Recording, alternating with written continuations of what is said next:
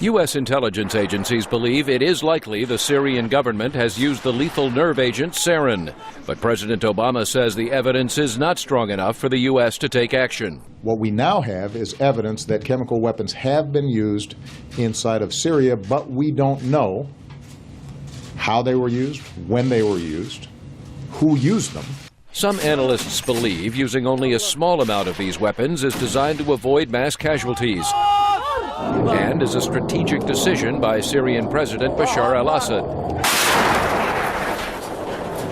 Joseph Holliday is a former intelligence officer in the U.S. Army who is now a senior research analyst at the Institute for the Study of War. And so this careful introduction is designed to ensure that there isn't a major reaction, which will allow him to ratchet up the use of the weapons in the future.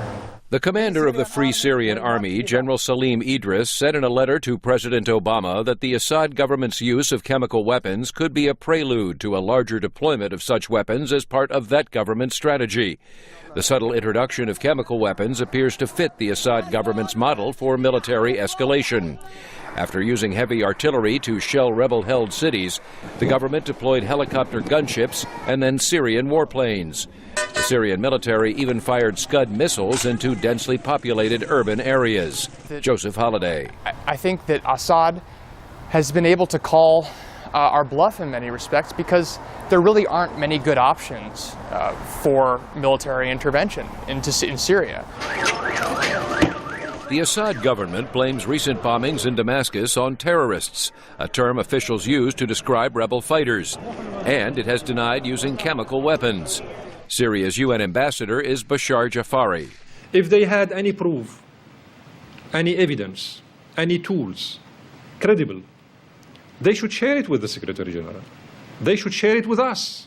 Analysts say chemical weapons are part of the government's strategy of forcing civilians to flee rebel-held areas without the destruction of infrastructure caused by conventional weapons. They say this ensures that even when rebels capture territory, they lose much of the population.